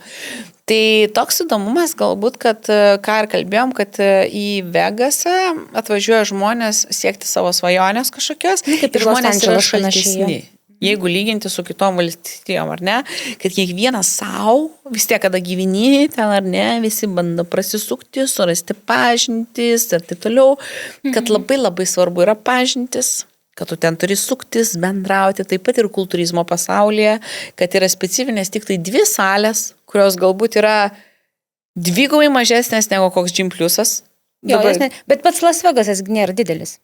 Mums tai kosmosas, kai mes esame iš Klaipėdos. Ta prasme, pagal ką lyginant, aišku. Ne, tai faktas, jeigu mes lygintumėm su kitais miestais, kad mes ir nebuvom daugiau, bet aš tikiuosi pamatysim, tai ką vat ir sakau, kad labai svarbu, visi eina, tarkim, visos to žvaigždės, kur tu visą gyvenimą stebi per internetą, kurie turi tais milijonais kiek sportuoja vienoje toj salytėj, kuris, sakau, yra mažesnė už kažkokią komercinę mūsų salę ir ten visi bendrauja. Ir, pavyzdžiui, mes susitinkam tam tikras žvaigždės, kur atrodo mūsų wow, ir tu su jais bendrauji, kaip bendraujame mes, ir tu supranti, kad tu įgauni pažintis, kad mes dar pagyvenime, mes jau po mėnesio ateiname, mes jau visus pažįstam. Jau tu ten bendrauji, jau su to, jau tu žinai, kas kaip sportuoja, kas su kuo sportuoja, kas. Bet jeigu pragyveni metus, pusę, tavo dar kontaktas įvyksta. Atsiveria visiškai. Tai būtent jie visi hangautina kartu, po to žiūri varai vakarniaut, po to vėl tai pakvietė. Ir visas šitas ratas tai yra, ar ne, mano, tarkim, aukščiausio lygio žmonės. Ir realiai mes į jį, tarkim, pabuvę, taip gavosi, kad... Su kuo teko bendrauti, įdomu labai. Žinomų. Jay Cutleris, Sporto klube susitiko. Taip, visur, visi žymiausi. Tai mano, pavyzdžiui, wellnesso visokios žymiausios ten, kaip Francielė, kaip dabar, kai noriu greit pasakyti visas pavardės, toks yra žinomas senų mūsų kartos kultūristas, kuris yra Sarcevas, pavyzdžiui, kur tokie veidai, dar pat, jeigu taip grįžti, kad mūsų klientė, jinai susitokė su vieno žymiausio pasaulio kultūristo sūnumi, tai yra Sergio Olivaja, jis yra buvęs Olimpija ir yra Sergio Olivaja Junior, tai jisai irgi turi begalinį kiekį sekėjų ir mes pas visus gyvenam. Tai automatiškai, kada jis yra labai, tarkim, žinomas veidas pačiam kultūrizmo pasaulyje Vegase, tai kai mes gyvenam pas juos, automatiškai dar pas mumis keliai atsivėrė tam tikrų, tarkim, bendrauti su kitais žmonėm. Tai tas paliko įspūdį, kad, tarkim, tu svartuoji toj vienoj salėje ir tu susitinki tai, ką tu seki ir miršti ir tu pamatai, kad jie yra ganėtinai paprasti žmonės. Bet tai yra tiesiog mirtingi žmonės. Taip, ir tu nuvažiuoji į Olimpiją ir tai yra dalis sudedamosios Olimpijos. Ir kaip pats Olimpija. Paveikia irgi stresas ir tas pasimetimas, netikėjimas savim. Olimpijoje yra taip, mūsų buvo 37, oficialiai vietą tau skiria iki 16. Nuo 16 visoms rašo 16 vietą. Ir tavęs nebevertina. Tai tu gali va taip spėti apie kvietimus, tai aš nepapuoliau į paskutinės mergaitės, tai kažkur apie ten 27-6 vietą, bet žinant mano pasimetimą ir būseną, jeigu aš būčiau bus tokia kaip Prahoje, būtų galbūt ir kitaip. Viskas yra ir mano pasimetimas buvo va, tas toksai susigūžimas į kamoliuką ir pasislėpimas. Ką po to kalbėjau su didelėm žvaigždėm ir brazilais, kad merginos, kurios yra didžiausios žvaigždės, kurias mes matom, jos žino, kad mes atvažiuojam. Ir jos žino, kad mes esame iš Europos ir jos žino, kad mes esame pirmą kartą.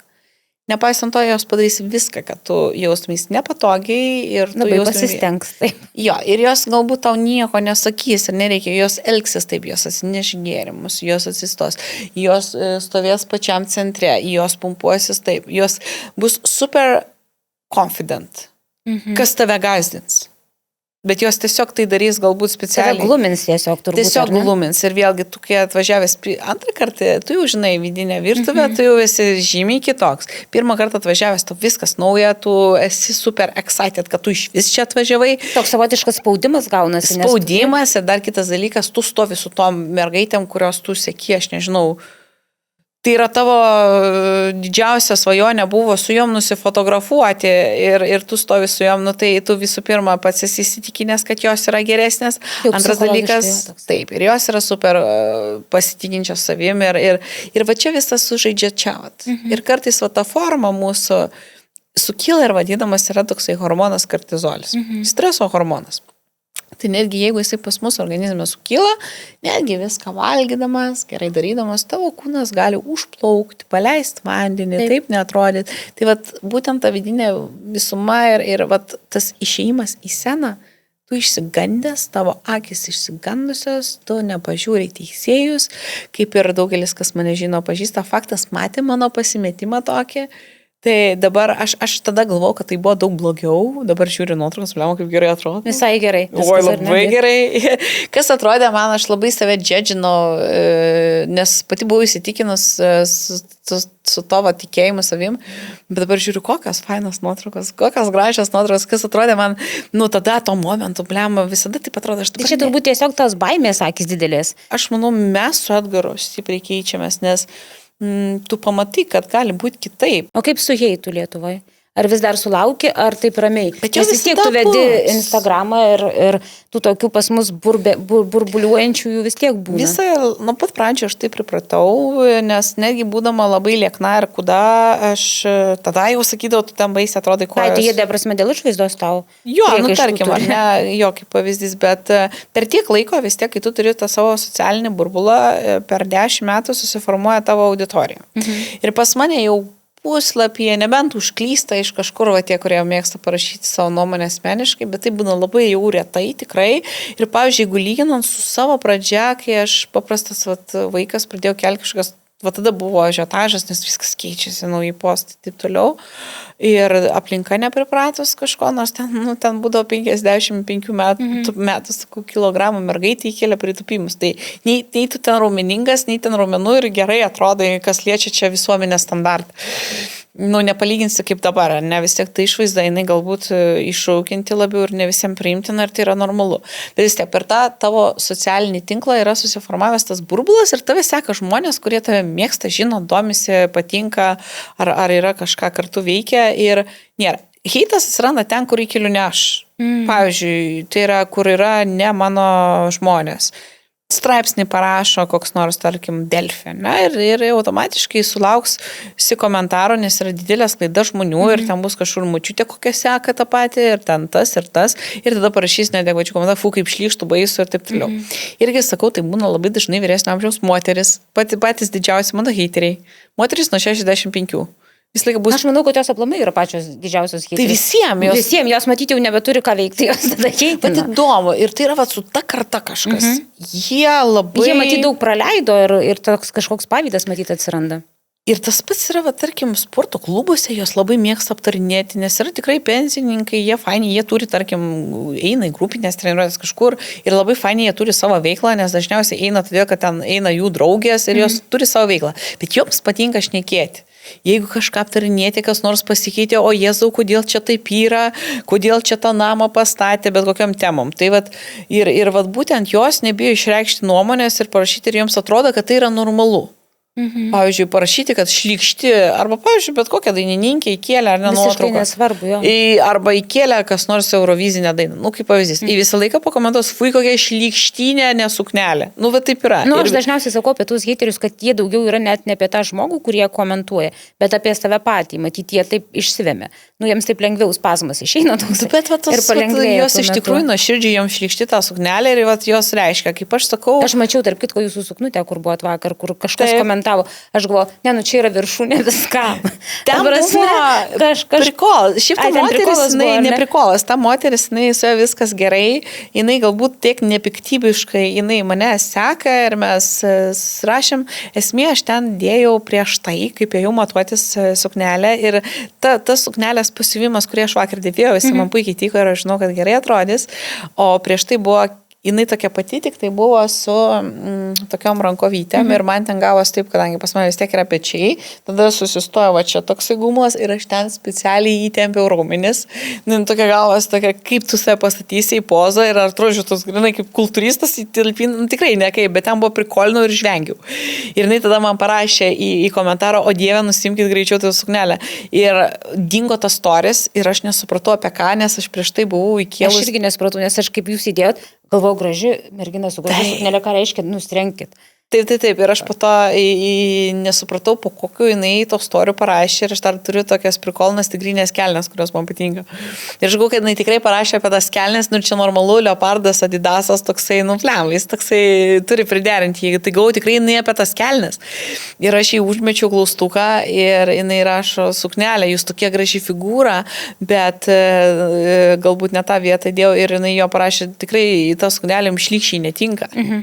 Ir aš jau buvau nusipirkus tą suknelę ir tai buvo vienas tas, ir aš įrašiau, nu, nes aš supratau, kodėl, nes būtent tam story su tom rankovėm, tom išpasa, jinai tikrai toli gražu. Istorija visa buvo. Jo, ne taip tikrai atrodo ir aš jai prašiau, pažiūrėsim tikrai, nes pamatysim galutinį variantą, su kuriuo jau per vėlų nusipirkau. Ten gražiai prašė, aš nenorėjau žaisti. Ir tada jau, kai buvo, tą aš specialiai iškirpau ir įdėjau, kur žmogus, nes gavau komentarą, ten buvo tik tai įdėtas stories mano makiažo, kureliai nesimato suknelės ir ten mano viena mergina rašo, kokią gerą suknelę, kur tu pirkai, labai labai fainai atrodo ir galvoju, sudėsiu tos du ir sakau, davai, dabar pasižiūrėsim, kaip atrodo. Aš ant jo užkibau, nes paskaičiau, galvoju, biškai taip jau pernelyg, nusirenk suknelę, galvoju, kaip supras nusirenk suknelę. Jo, ir jinai man prašė, kaip šlykštų nusirenk suknelę, žinai. Toksai irgi, jeigu tu labai folini, kažin ar aš rašyčiau. Aš aplamai nerašau, jeigu man nepatinka, aš praeinu tiesiog, man ten nėra ko. Kaip aš sakau, jeigu mes esam artimam rate arba sėdim dviese. Net ir artimam, aš nemanau, ar turėtų teisę labai gera draugės kiti fukai šlykštų. Jo, bet jeigu, tarkim, kas nors, mes pamatom, kas nors atrodo juokingai, tai mes su viens kitu pasižiūri, pažvengi tarpusavį, tarkim, bet aš nesu gyvenime rašius nieko komentaro, galbūt, nu, kas man nepriimtina, tai nereiškia, kad kitiem nepriimtina, kažkam juokinga. Tie batai, man geri tie batai, kaip ir aš turiu, sakau, tas tigrinės kelnes, man jis tokios prikolnos ir 8% žmonės rašo, aš irgi tokių noriu. Yra kažkas, kas gyvenime nesidės tų kelnių ir tai yra normalu, nes mes skiriasi stilius. Skirtingi žmonės, skirtingi skoniai, skirtingi kaip ir mes norai, gyvenam ar ne dviese savo šeimoje, tai visi turim savo požiūrį, kažkas puošia glūtę, kažkas nepuošia, kažkas važiuoja, nevažiuoja, kažkas nusiskutęs galvą vaikšto su kerzais ir yra tokia šeima, kiti gyvenime jų nesidės. Tai dažniausiai kas nors ten pasižiūri, kas dažniausiai būna priimtino vienodo krypties, tu pažvengi, nes tau netinka, eik, aš tokį irgi nesidėčiau. Viskas. Bet kad asmeniškai rašyti, ten žmogai pasikeis plaukus spalvą, kažkaip nezanu, nu, man sako, man daugiau apie tuos pačius heiterius, kurie tiesiog, arba jų labai liūdnas tas, nu, dienos tas režimas, jie neturi ką veikti. Arba šiaip pikti žmonės, nu, mesgi visokių tų žmonių turim, kartais tiesiog nori išsivemti ir tiek. Girdėjau tokį dalyką, kad niekada heito nėra parašęs žmogus pasiekęs už tą daugiau. Tikrai ne. Tai va čia toks yra atsakymas. Niekada gyvenime tu nesulauksi komentaro, nebent tai bus ir tai žmogus... Nebent tau kažkokį adekvatų patarimą. Jo, bet jį pasakys labai gražiai prieinant ir labai taktiškai ir tikrai pasakys nuoširdžiai dažniausiai ir kuris tas patarimas žmogus nori nuoširdžiai padėti tau, kad tai būtų geriau. O šiaip jeigu tai va ir rezumė pasižiūrėjus visus savo heitus, nėra buvęs aukščiau pasiekęs žmogus, negu aš. Bet tau niekada nebuvo, tarkim, kad tave suvarytų į kažkokią depresiją, tarkim, heiteriai ar kažkokie. Šiaip reaguoju, tikrai, kaip pasakyti, reaguoju. Anksčiau reaguodavau, šiaip iš dalies, kaip tai paėmus, aš nekreipiu iš tikro dėmesio, bet aš mėgstu atsakyti. Ir mano Edgaras visą laiką atsako ir jisai mėgsta su jais bendrauti ir daugeliui atrodo taip, kad Edgarą labai kabina ir tas yra, bet jam iš tikrųjų nuoširdžiai patinka, o kitas dalykas tai sukelia labai didelės peržiūras. Mano vienam Instagramo video yra, kur aš einu ir vien dėl to, kad Edgaras atsakinėjo į komentarus eito, jisai pakėlė 300 000 peržiūrų. Jis taip yra, jeigu mes įkeliam, ar kažkas įkelia gražią nuotrauką, kurioje yra tik tai širdelės uždėtos, tu atkreipi dėmesį, tu paspaudai širdelį ir nuėjai. Bet jeigu įvyko konfliktas papačia, tai nepaskaityti, kas ką parašė. Nes maždaug reikia pasimti popkorną ar pažiūrėti. Tai čia tas pats, kaip šitas ar ne storis užkabino, kad kažkas parašė kokią gražią suknelę, fūnus imkit. Plem, kabina. Taip, kabina. Ir visi aš kaip čia supras parašė.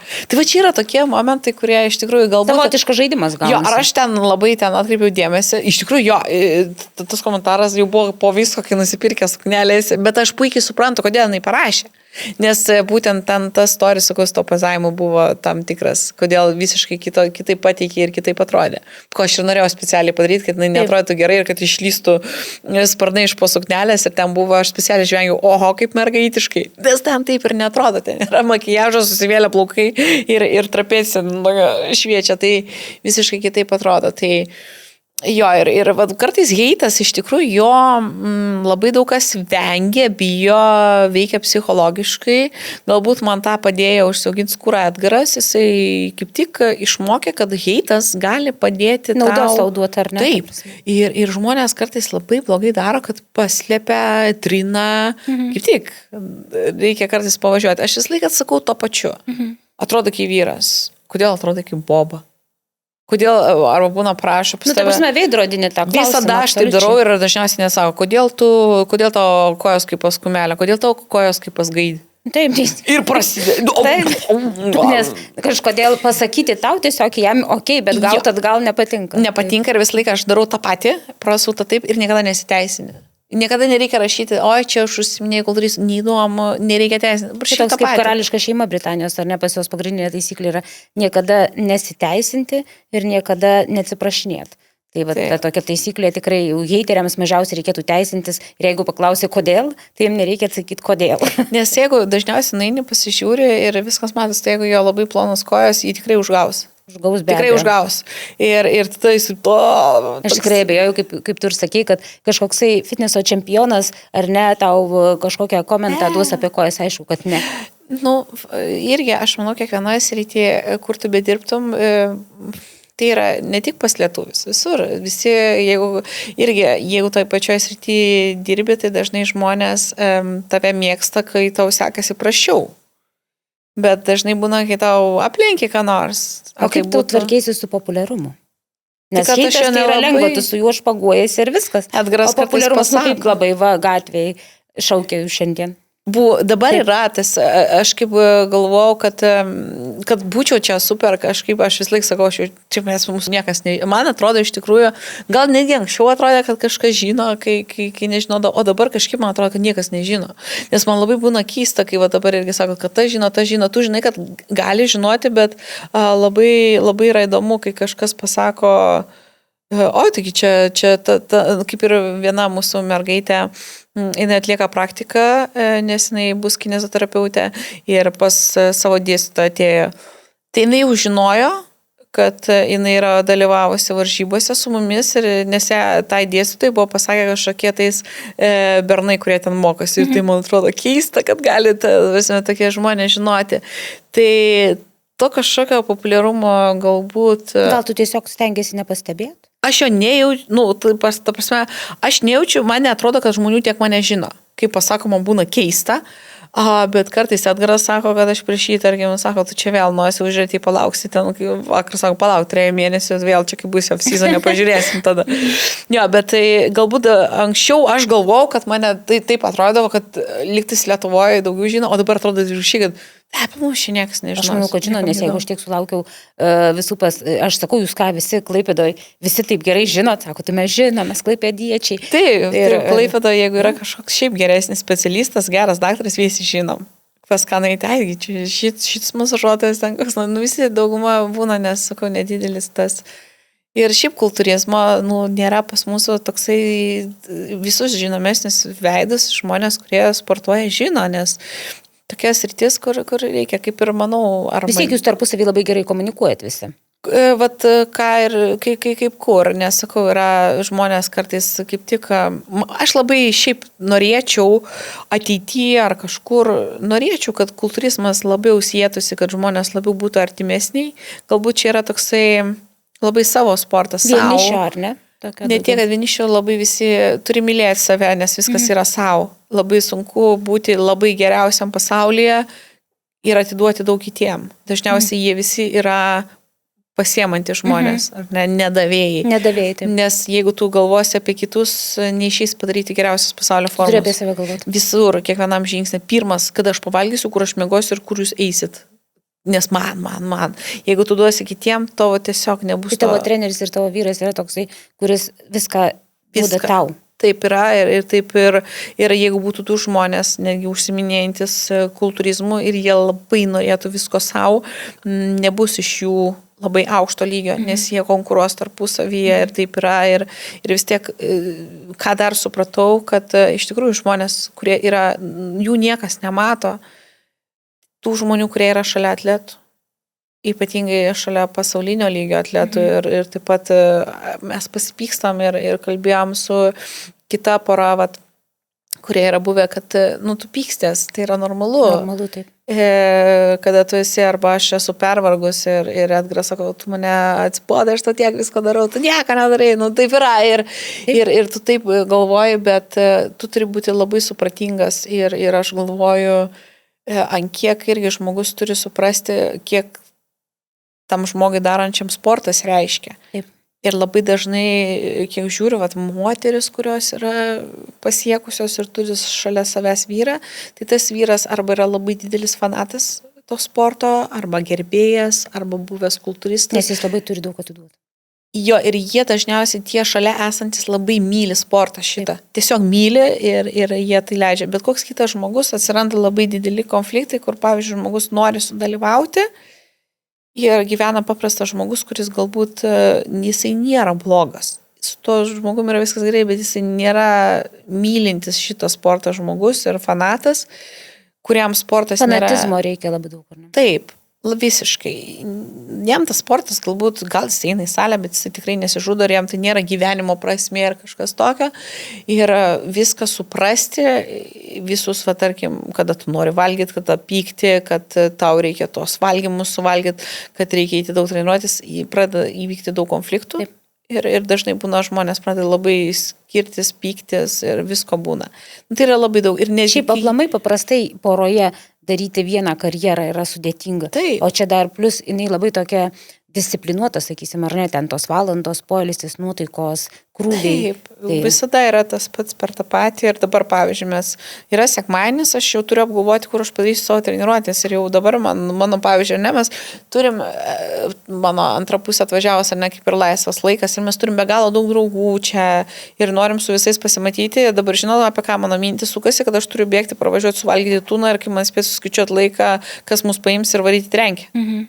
Nors yra sekmadienis ir mes turim daug ką pasimatyti. Tai čia mano dabar mintis apie ką sukas ir po to, kur mes eisim ir kokį valgymą, kuris įdėjo. Ir tas dar pasimatyti, tai irgi tavo socialinis jisai susiaurėja toks, tai tu negali sau leisti tiek, kiek leidžia visi kiti. Taip, ir tas irgi jaučiasi labai būna, kad žmonės kultūrizme būna labai antisocial, nes tikrai, jeigu nori daryti savo patogiai, tu tikrai neturi laiko, kada eiti į miestą, nes būtent ką mes ir kalbėjom, ar ne? kad tam tikros pažintis ir dažniausiai vyksta, kur kažkur kažkas tave pakvietė, tu bendrauji. Tai įsivaizduok, jeigu tu niekada nei vieno savaitgalio niekur neišeini, nes tau sekmadienį reikia eiti į salę, tai faktas tu šeštadienį vakarė niekur neisi. Ir kartais tai yra, kažin ar pliusas, nes būtent... Dažnai netgi minusas, aš galvoju. Taip, nes būtent tą šeštadienį gali sutikti tokį žmogų, kuris galbūt tau gali daug ką nulemti ir galbūt busit geri draugai ir ne tik. Ir tai yra, ir vat, tai suderinti yra sudėtinga. Labai sudėtinga. Labai. Ir čia yra tokia sritis, kur tu galbūt neišeisi vyno atsigerti kiekvieną savaitgalį. Aš nesakau, kad niekas aš nesu ta, kuris sakau, kad grįžtai tik tai ryžiai taip toliau. Taip, būna off-seasonė ir atsigeri tą vyno taurę ir taip toliau. Bet tikrai nevarysi į vakarėlius, nes tai yra ne tas sritis. Tai va tas yra. Tai jeigu, tarkim, jaunimui dabar motivacija, ar ne, kažkas norėtų tavo pavyzdžių, tarkim, mergina, tai ta prasme, kad tai nebūtų vien tik tai cukruota cukraus vata, kaip aš sakau. Tai kažkokius tokius pagrindinius akcentus, ką turėtų atsisakyti?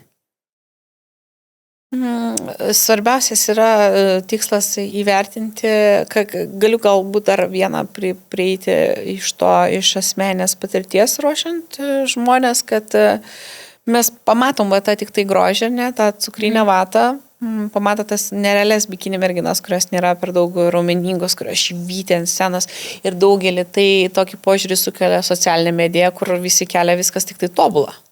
Taip. Ir tu pagalvoji, kad wow, kokie plaukai, koks bikinis, koks makiažas, aš irgi noriu. Ir po 2 savaičių, ne 2 savaičių, 2 mėnesių dingsta. Nes žmonės patys neturėdami, gal netokios didelės disciplinos, bet išsiugdę sporto režimo, ar ne, tai jie šiaip visą gyvenimą, nei 2, nei metus, neina į salę, tarkim, 3 kartus, ar ne, kad eiti. Mes užsidarom, turim programą, susidarę viską, bet ar kiek, paeinu, neinu, ėjau metus, po to metus neėjau. Tai nėra išsūgdę to eiti į salę, ar ne, vėl su mityba. Žinai, kaip maždaug esi tikrai girdėjęs, kad reikėtų nevalgyti bulkų, saldainių. Dietos maždaug. Ne tiek, kad dietos, bet mes žinom, tikrai esam girdėję principus, ne, nuvalgysim makaronus naktį, nebus gerai, žinai, kad jau reikėtų truputį salotų, ar mes tai darom? Ne, tu žinai, kad reikėtų nevalgyti.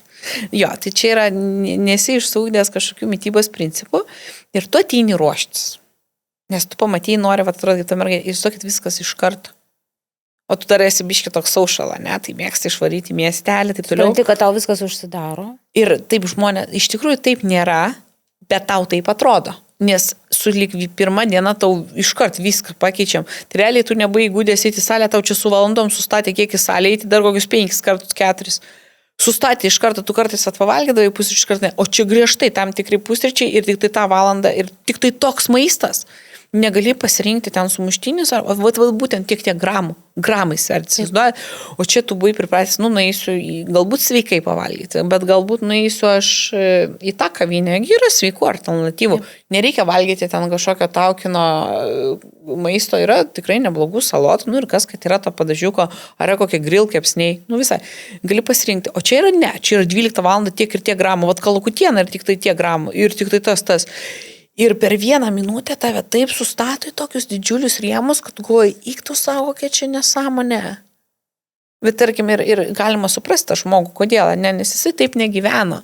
Ir jisai sulig 1 dieną turi viską, taip atrodo, nors taip nėra, jeigu pamažu, ar ne, jeigu jis būtų nuolatos turėjęs programą ir sportavęs visada, pavyzdžiui, 6 vakaro 3 metus, ir jam būtų kitaip, bet jis kito nedarė ir čia šitas atsirado, ir tas atsirado, ir tas atsidaro.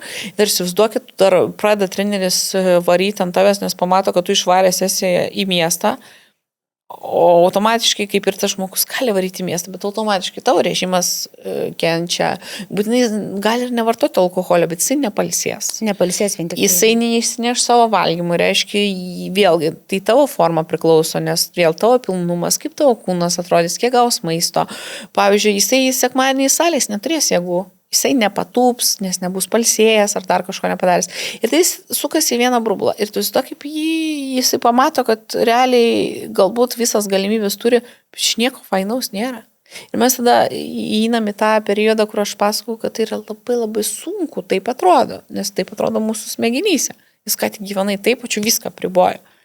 Ir tada galvoja, eiktų savo kokią nesąmonę čia. Ir tada pamatai, kad, o visi galvoja, kad Instagram'e taip ir parodo, kad įsikeli fit maistą. Nu, pati gražiausia tą tokį. Jo, kad tu papozuoji savo įtrauktų pilvų prie veidrodžio, bet niekas ko neįkelia, kaip verkia po darbo, nes reikia eiti maistus darytis. Niekas neįkelia purvinų indų, niekas neįkelia tų breakdownų, kai tu verki mašinai ir taip toliau, nes neparodo. Pavyzdžiui, aš stengiausi šiais metais parodyti viską daugiau, bet irgi tada toks gaunės, kad tu verki į tą savo Instagramą. Nes visi nori gražaus paveiksliuko. Ne tiek gražaus, bet irgi, pavyzdžiui, jeigu tu vis laik klausysies, kaip kitas žmogus verkia, nes tai būna, nu irgi kiek tu to ankštimo pats inkšti, nes pats savo smegenyse sugalvoja, kaip man blogai, nu tau ir bus taip blogai. Ja. Kažkada atsikelk, aišku, tu pats nenori pripažinti, bet čia tavo reikalas, tu atsikelk, nusivalyk tas ašaras, eik ir daryk. Nes va, toksai būtų. Tai va, dėl to taip ir atrodo, kad čia yra žiauriai sunkus sportas. O yra, va, tarkim, va, tų žmonių ir merginų ir aš, pavyzdžiui, šiaip žiūriu, kur merginos nedalyvauja ir va, ateini į paprastą sporto klubą arba ateina mergaitė pasiklausai režimo, jinai studijas, jinai eina į salę nuolatos vienodu metu, jinai plus minus turi gerą režimą ir jinai tai daro ir jinai iš tikrųjų neblogai atrodo. Ir, pavyzdžiui, jinai taip susistačius, pasiemus kažkokias tai žinias, ar kažkas kažkur patarė, ar iš interneto, ir pasie neblogas tas režimas. Ir kartais taip nutinka, kad paprasta mergina, kurie studijuoja ar niekam nesiruošia, turi negi geriau režimo laikosi, netgi kai kurie ateina ruoštis varžybų. Ir jie nėra sunku. Jinai matyti jau iš vaikystės disciplinuota. Ne tiek, pavyzdžiui, mes visi esam skirtingi. Jinai galbūt, pavyzdžiui, turi ant tiek savo discipliną, jinai nori, tarkim, gerai atrodyti. Ir jinai žino, kad aš nečytinsiu, kiekvieną savaitę aš pačytinu, tarkim, kartą į mėnesį. Galbūt jai nėra super lengva, bet jinai gali atsisakyti. Aš manau, kad aplamai rezultatų siekti nėra lengva. Taip, bet jinai, pavyzdžiui, gali leisti savo atsisakyti keksiuko, nes, biški nori geriau atrodyti. Ten kažkieno gimtainis. Tai tą apibrėžimą, ką atsakyti, su kuo susidurti, čia galbūt truputį atidariau, ar ne, tą viziją, kad visiems gali būti labai skirtingai, tai priklauso, kaip tu gyvenai prieš tai ir pas ką papuoliai ruoštis. Tai yra labai svarbu, ar ne? Tai yra realiai, aš manau, koks tu atvažiuosi į varžybas, su to požiūriu, ne? Tai požiūrį į kitą aplinką, į kitus konkurentus, tai priklausys nuo trenerio. Jisai suformuoja tavo visą požiūrį apskritai į sportą, tavo mintis, tavo pagarbą tiek varžovui, viskam. Tai yra tavo, turbūt, ką aš turiu. Kaip ir toksai smegenys vaikščiojančios šalia, kad tave sureguliuoja reikiamų momentų. Taip, tavo, jeigu tu esi jaunas, nes man tai buvo, aš buvau, kai mes pradėjom su atgaudirbti 17 ir dėl to mano daugelį požiūris iš mano tas smegenų susiformavo, jis turėjo labai didelį indėlį, kad ir pagarba, ir dėl to kad jisai visą laiką kartoja ir aš tai daugam sakau ir būna dabar ir užsienyje tą frazę sakau daugam, kad jisai man parodė, kad reikia mylėti ne save sporte, kaip daugelis ar ne, kad myli save, tai pozuoja prie veidrodžio ar ne, ten taip toliau, o mylėti sportą, nes jisai, tarkim, nuoširdžiai tikrai mėgsta treniruotis ir aš irgi be galo mėgstu treniruotis. Man tikrai, nuo pat pradžio aš esu tas, kuri mėgstu bandelės, saldainius ir šokoladą ir aš pripažinsiu, man tai yra sunku ir iki pat tai man nėra pats lengvas dalykas, bet aš galiu sportuoti. Bet man dabar, pavyzdžiui, geriausia, šiandien yra sekmadienis ir aš jau ir laukiu, kad važiuoju į salę. Jis man labai patinka. Nepaisant to, kad aš ten praleidžiu labai daug laiko, mano yra geriausia dalis yra sekmadienį, kai nėra žmonių ar kažkokių sportininkų, kurie kažko klausia, savo nuvažiuoti į salę ir pasportuoti. Tai yra kaifas, kurį aš mėgstu daryti. Grinai nuoširdžiai. Sporto išeiginė, kai sportuoji visgi kaip ir visas dienas, tik tai tiek, kad žmonių mažai. Jo, tai baisiausia diena yra man ta rest day. Ką tada daryti? O čia yra maždaug per ilgą dieną gaunasi. Net sukliam, įsisalė. Tai, o kitiem yra įvairių sportininkų ir jie turi skirtingą patirtį ir skirtingas smegenis, nes kažkas, pavyzdžiui, nelabai mėgsta sportuoti, bet kad ten laisvą dieną dėl savo malonumai, ne, bet, pavyzdžiui, jie yra labiau disciplinuoti ir jiems labiau lengviau mityboje sekasi laikytis. Visi yra skirtingi. Kiekvienam savo ir tai yra, pavyzdžiui, kažkam yra, kaip ir su to pozavimu, kažkam tai yra varikliukas, nes jie labai savim pasitikė, plastiški, o kažkam žmogui tai yra be galo sunkus kelias, nes kažkam reikėjo mokytis nuo aukštakulnių vaikščiojimų. Tai tas atėjimas iki pat scenos, ar ne, pirmas pasiruošimas, Tiek yra skirtingi ir tavo patirtis. Vienas, pavyzdžiui, yra labai geras žmogus, labai disciplinuotas, bet, pavyzdžiui, jo požiūrį į sportą arba į visą industriją gali sugadinti pirmasis pasiruošimas pas netinkamą trenerį. Jis gali patirti blogą patirtį ir galvoti, kad visur taip yra. Taip. Nu, vat, turbūt mes visi turime, ar ne, ir darbovietės, ar ne, ir gali būti ta pati sritis, ir kaip ir kirpėjas, ne, nu, yra tikrai nuostabių ir yra kas, nu, tarkim, nemoka kirpti, ir tu nuėjęs galvoji, kad, nu, nėra visi kirpėjai blogi, nu, vat, čia taip yra, ir daug kas gali daug kas suformuoti. Čia panašiai kaip psichologą rinktis, matyti, trenerį, nes nu, jūs turite suvaibinti viskuo, ir savo, sakysim, laukai jūsų turi sutapti ir nerzinti vis kito. Taip, daug kas kalba apie tą tandemą sportininko ir trenerio santykis. Kartais būna tikrai geri specialistai, nu, vat, sunkiai dirbasi, aišku, ir visko būna. Tai treneris yra absoliutiškai viskas. Ir labai sunku surasti, kai treneris turi irgi daug sportininkų. Jeigu yra tai masė, nu, faktas jam sunku save išdalinti, gal jis yra tikrai geras žmogus, bet gali nukentėti tas dėmesys. Faktas, tu gausi mažiau, negu ten kažkas atsiveža vieną atletą. Kartais būna, ten yra labai žmogus geras, jisai viską duoda, bet galbūt kažkur yra žinių stoka. Taip. Nu ir čia tiek yra platų viskas, tame tai sakau, ir aš labai džiaugiuosi iš tikrųjų, kad vat, mūsų keliai suvedė ir kur mes nuėjom. O ką kitais metais? Ką mes dabar, ką turim laukti 25 ir ką mes turėtume laukti? Mes dar su Edgaru sėsim. Tokį darysim jau tą galutinį planą susibraižyti, ką mes šnekėjom, bet visokių minčių yra mano asmeninių, tai aišku, bandyti galbūt daryti formą, dar neaišku, galbūt ketinom, galbūt praleisti, o galbūt nepraleisti, tai galvoju, gal ruošti formą ir mėginti taikyti į ne tik 25 metų kvalifikaciją, kad galbūt žinoti, tai kad į Olimpiją patekti užsidaro kvalifikacija mėnesį iki Olimpijos. Tarkim, spalio Olimpija, rugsėjo ten kažkelinta bus paskutinės varžybos, kad patekti, tarkim, į tų metų Olimpiją. Ir jau kai lieka apie 2 savaitės iki Olimpijos, prasideda turnyrai, kurios gali laimėti į kitų metų Olimpiją. Tai galbūt važiuoti turnyrus ir mėginti taikyti 26 metų Olimpiją. Galbūt tą. Tai va čia yra planų, bet aš manau tikrai labai noriu dalyvauti, noriu padaryti tokį galbūt, ką noriu iš tikrųjų, tai padaryti geriausią savo, kada nors turėtų off-seasoną, kad progresuoti ten, kur reikia.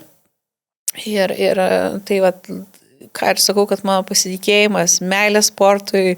Dabar pačiai aukštumoje. Dabar yra, aš nežinau, aš labai laiminga man, kad praėjo šitie metai ir kai aš žinau, koks buvo pusmetis ir ta pradžia, vat, sakau, toks kažkoks buvai depresuotas ir daugelį girdžiu, kad 24 buvo kažkokie keisti metai. Visi buvo tokie. Bet faktas tas, kad jie labai gerai baigėsi.